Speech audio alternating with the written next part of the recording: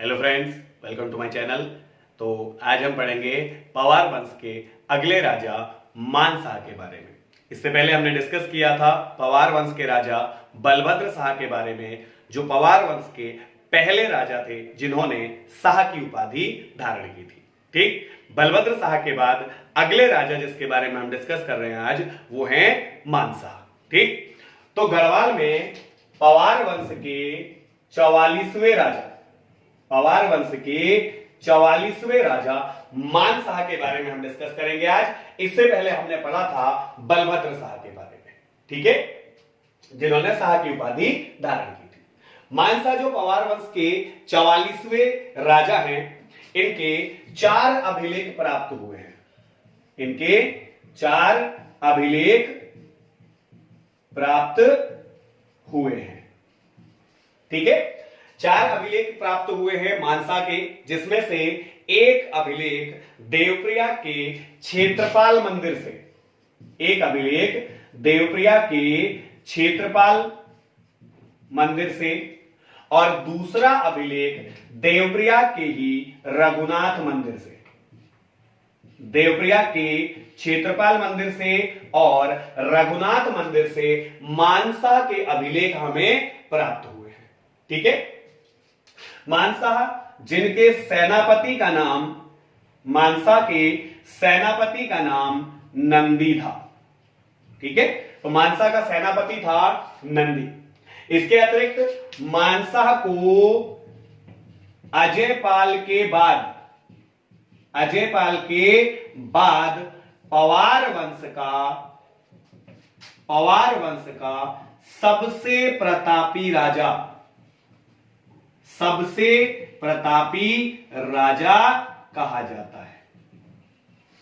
ठीक है, किसके बाद? अजयपाल के बाद। देखिए, पवार वंश का सबसे प्रतापी राजा अजयपाल हुआ, जिसने 52 गढ़ों को जीता, और अजयपाल के बाद पवार वंश का जो सबसे प्रतापी राजा हुआ वो मानशाह था। यानी पवार वंश का दूसरा प्रतापी राजा हम इनको कह सकते हैं। ठीक, तो अजयपाल के बाद पवार वंश का दूसरे सबसे प्रतापी राजा हुए ये, और इन्होंने दापा पर आक्रमण कर, दापा पर आक्रमण कर, दापा यानी वर्तमान तिब्बत, ठीक है, दापा पर आक्रमण कर वहां के राजा काकुआ मूर को हराया। दापा के राजा काकुआ मूर को हराया और यहां से 1000 स्वर्ण कलश लेकर के आए। कहां से? दापा पर आक्रमण कर मानशाह ने दापा के राजा काकुआ मूर को हराया और वहां से 1000 स्वर्ण कलश जीत कर लेके आए। ठीक है, इन 1000 स्वर्ण कलशों को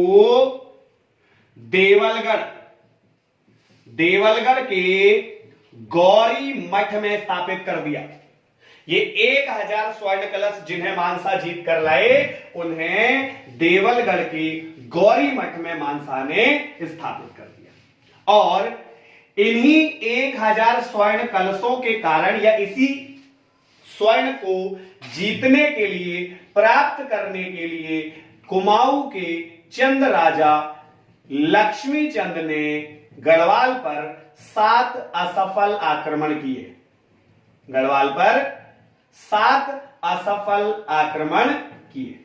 ठीक है, कुमाऊं के चंद वंश में हमने पढ़ा था, जहां लक्ष्मीचंद जिसने गढ़वाल पर 7 असफल आक्रमण किए इसी स्वर्ण को प्राप्त करने के लिए, और 8वें आक्रमण में, अपने 8वें आक्रमण में लक्ष्मीचंद ने गढ़वाली सेना नायक खतर सिंह की हत्या कर दी थी।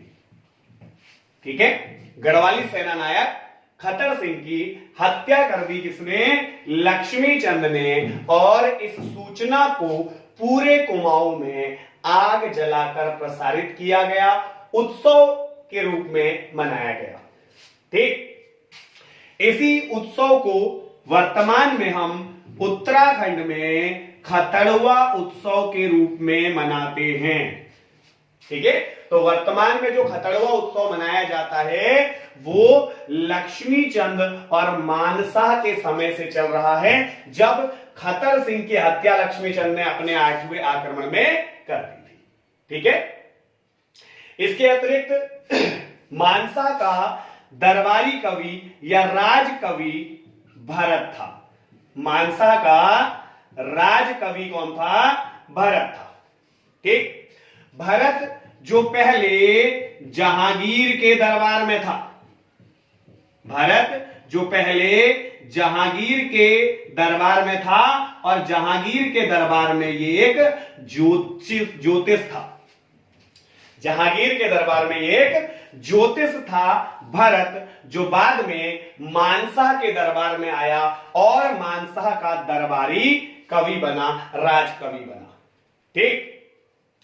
जहांगीर के ऊपर कवि भरत ने एक पुस्तक लिखी थी जिसका नाम था जहांगीर विनोद। जहांगीर विनोद नाम की पुस्तक कवि भरत ने लिखी है जहांगीर के ऊपर, और इसी से प्रसन्न होकर जहांगीर ने कवि भरत को ज्योतिक राय की उपाधि प्रदान की थी। ज्योतिक राय की उपाधि प्रदान की।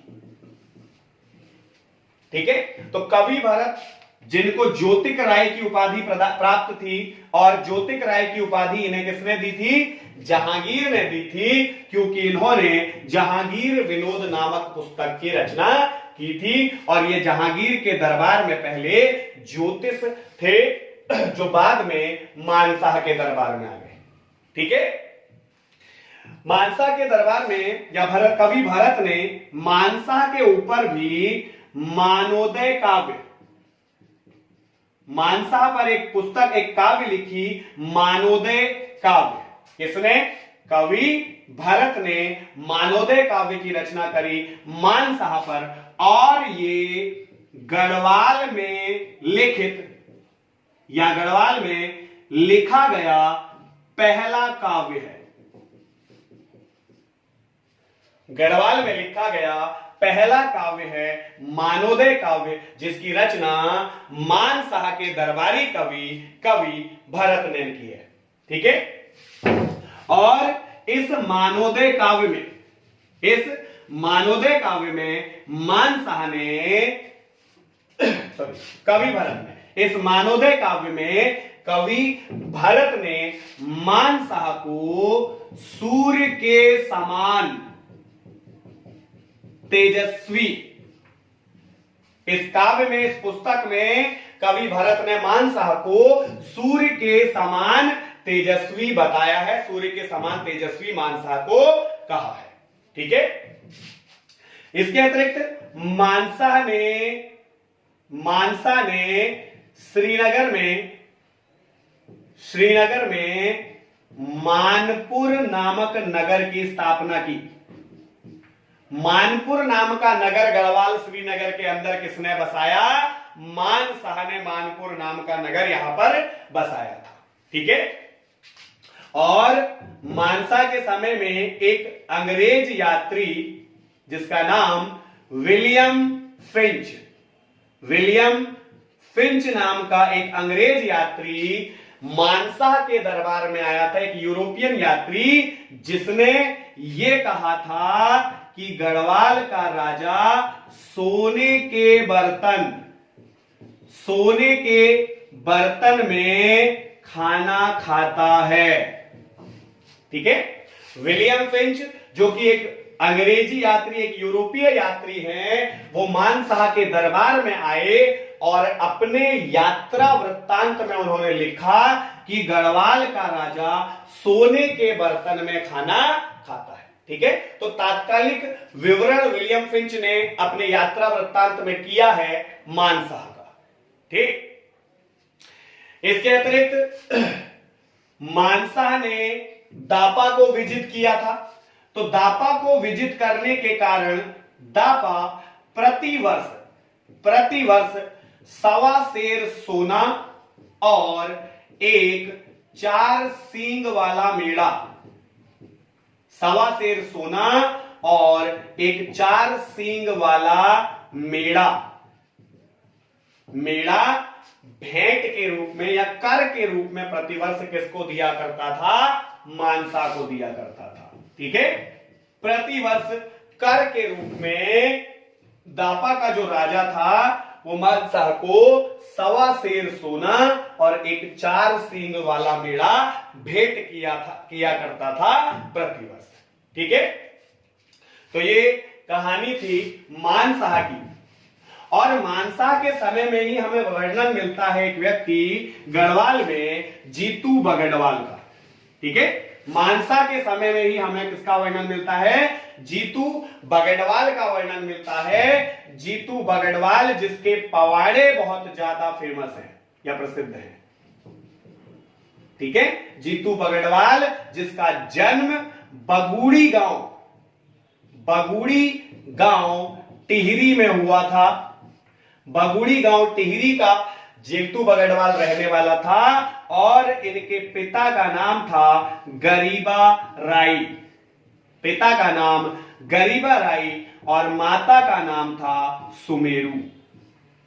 ठीक है, जीतू बगड़वाल जो कि बगुड़ी गांव टिहरी का था, पिता का नाम गरीबा राई, माता का नाम सुमेरु था। जीतू बगड़वाल पवाड़े जिसके प्रसिद्ध है गढ़वाल में, जिसके पवाड़े गढ़वाल में बहुत प्रसिद्ध है। और जीतू बगड़वाल के पवाड़ों में ये कहा जाता है या ये कहता हुआ दिखाया गया है कि जीतू बगड़वाल कहता है कि मान शाह